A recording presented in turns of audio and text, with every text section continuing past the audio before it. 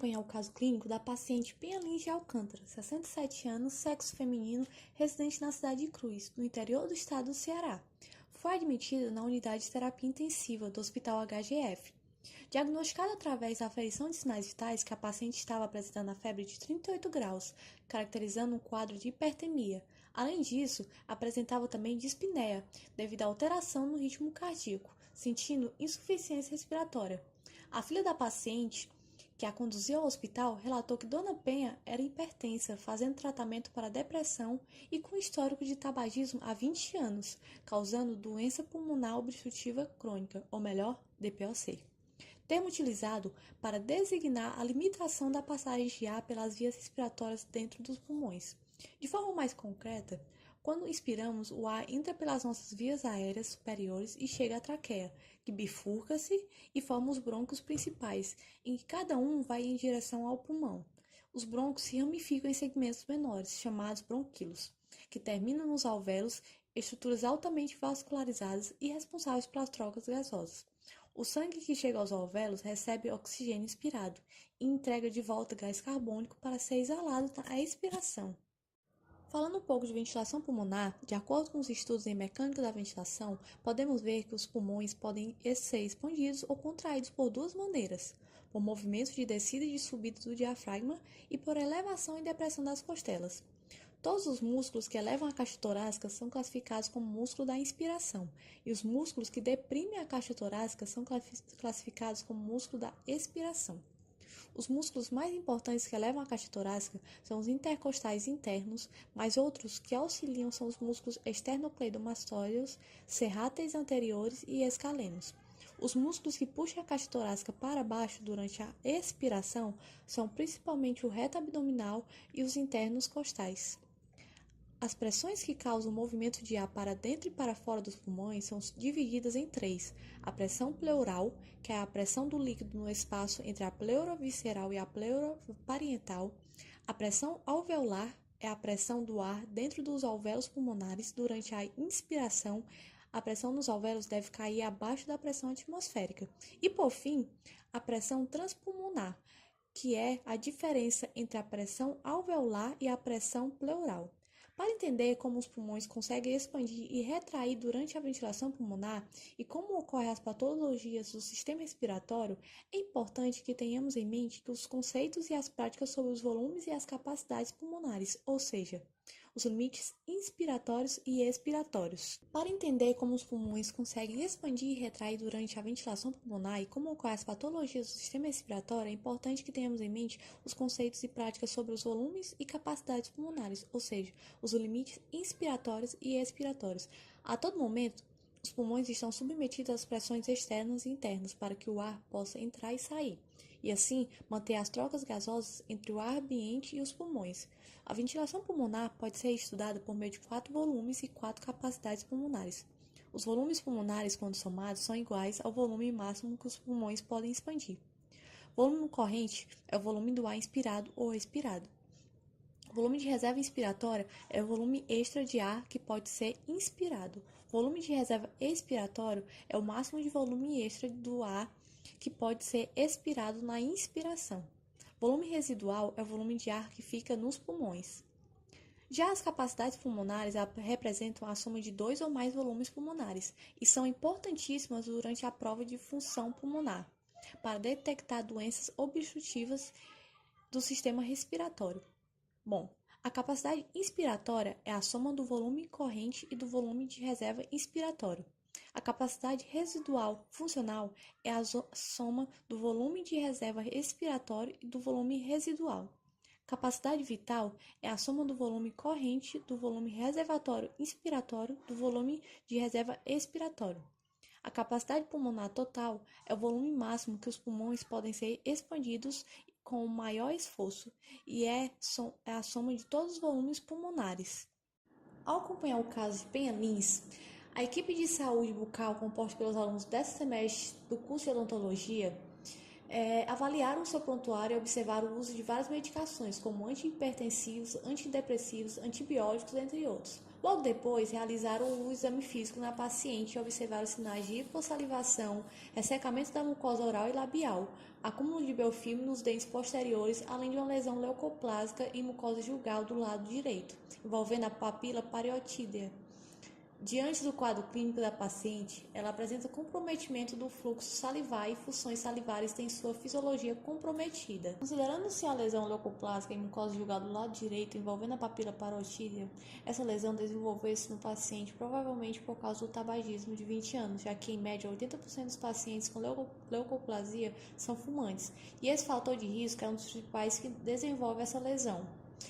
Essa lesão em mucosa jugal envolvendo a papila parotídea é um dos fatores que contribuem para que o paciente tenha hipossalivação, pois essa papila está presente no ducto de Steno. Existem as glândulas pequenas, que são labiais, bochecha, palatinas e linguais, e glândulas maiores, que são as parótidas, submandibulares e sublinguais.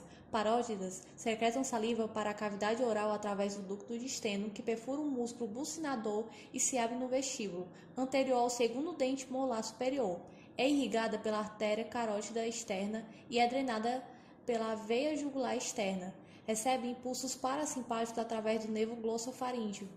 Submandibulares secreta saliva através do ducto de Varton, que seguem sobre a mucosa de cada lado da linha mediana do assoalho da boca e entram na cavidade da própria boca lateralmente ao frênulo da língua, irrigada por ramos da artéria facial e drenada por tributárias da veia facial. Recebe impulsos parasimpáticos através do nervo facial. Já a parótidas sublinguais, seu ducto é de Rivinus, abre-se no assoalho da cavidade da própria boca, irrigada pela artéria sublingual, artéria submentual e drenada por tributárias da veia sublingual submentual. Recebe impulsos parasimpáticos do nervo facial. Ao analisar a gasometria arterial, o profissional da saúde que acompanhou a paciente comparou os valores constatados com os que condizem com a normalidade. O desequilíbrio ácido básico observado foi a acidemia, visto que o pH do sangue apresentou 7,20, valor menor que 7,35 e 7,45. É apresentado então um caso de acidose respiratória, pois o valor de PaCO2 encontra-se alterado, igual a 63 mm de mercúrio, ou seja, maior que 35 e 45 mm de mercúrio, valores de referência. Além disso, os alunos do 10º semestre de odontologia e seus preceptores, ao realizarem o exame físico em Dona Penha, observaram hipossalivação. Artigos acadêmicos relacionam o baixo fluxo salivar ao decorrer da idade, pelo uso medicamentoso e ou pela lesão leucoplásica na mucosa jugal que envolveu a papila parotídea. Com a degeneração das glândulas salivares, as funções da saliva, como antimicrobiana, de tamponamento, lubrificação, digestão do amido, que é feita pela enzima amilase salivar, e de lipídios, pela lipase, são afetadas. Isso propicia um ambiente ideal para a proliferação e acúmulo do biofilme, também observado na cavidade bucal da paciente. O que é o biofilme? Constitui uma comunidade de micro-organismos aderidos na superfície do dente, principalmente em locais de estagnação. Fatores relacionados ao seu aparecimento são descuido com a higiene bucal e consumo frequente de açúcares, carboidratos fermentáveis. As bactérias presentes na boca utilizam a sacarose como substrato e a transformam em ácidos, o que altera o pH bucal, tornando-o ácido, o que favorece o processo de desmineralização, que está relacionado intimamente com a cárie. No caso descrito, os dentes posteriores foram os mais afetados, com o acúmulo progressivo desse biofilme, o que lesionou a periodonto da paciente. O periodonto tem como função proteger a gengiva e sustentar o osso alveolar, cemento e ligamento periodontal. A periodontite, comprovada pelo sangramento do tecido gengival e mobilidade grau 3, um afrouxamento dos dentes, característicos de quando os micro-organismos invadem a polpa do dente, designam inflamação e degeneração da gengiva, processo alveolar, periodonto e cemento. A paciente em questão apresenta doença pulmonar obstrutiva crônica, a qual sabe-se que o tabagismo é o principal fator etiológico. Em uma abordagem geral, o efeito do tabagismo crônico no sistema respiratório está relacionado a fatores como nicotina, que promove a contração dos bronquíolos terminais, a qual reduz o fluxo de ar para dentro e para fora dos pulmões. O monóxido de carbono, que liga-se à hemoglobina e reduz a sua capacidade de transportar oxigênio.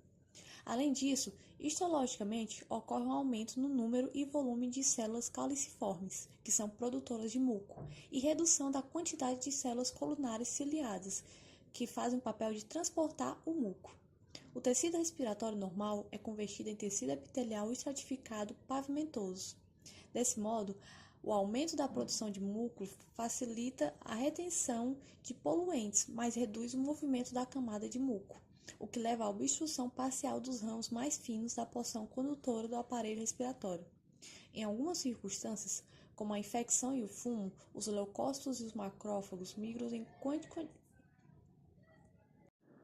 No final do caso clínico, observa-se ações do profissional dentista que atua na região em que reside Dona Penha.